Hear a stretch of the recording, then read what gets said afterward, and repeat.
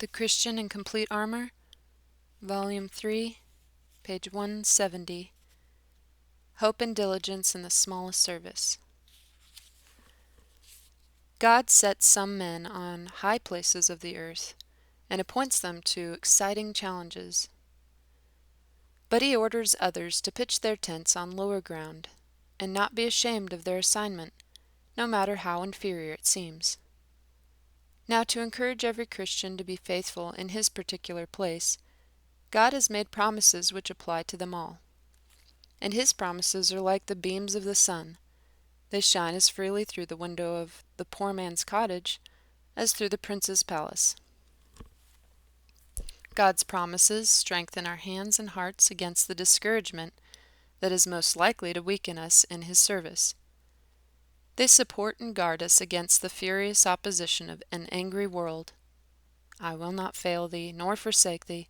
Be strong and of a good courage. Joshua 1:5-6. This was a promise God gave to Israel's chief magistrate, and the minister's promise agrees with it, having generally the same trials, enemies, and discouragements.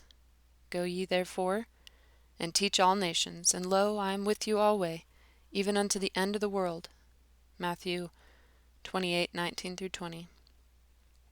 The temptation, which usually troubles those in lower callings, is envy to see themselves on the floor, and their brothers elevated to higher service. Sometimes these temptations produce dejection when the believers feel like eunuchs to bring no glory to God, dry trees which are unprofitable in his kingdom. To arm the Christian against discontent and discouragement, God promises as great a reward for faithfulness in the most menial services, the most menial service as he gives in more honorable service. Is anything more degrading than the role of a slave? Yet nothing less than heaven itself is promised to the faithful servant.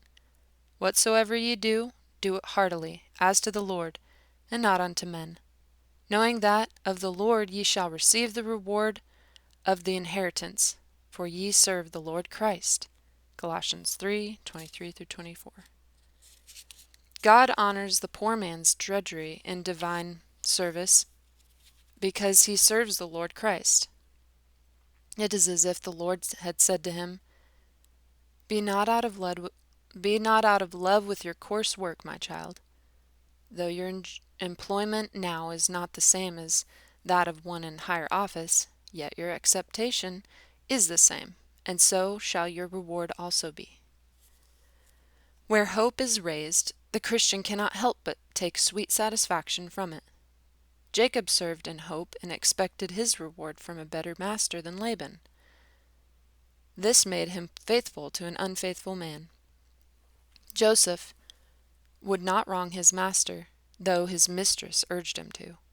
He chose to suffer his unjust anger rather than accept her impure love.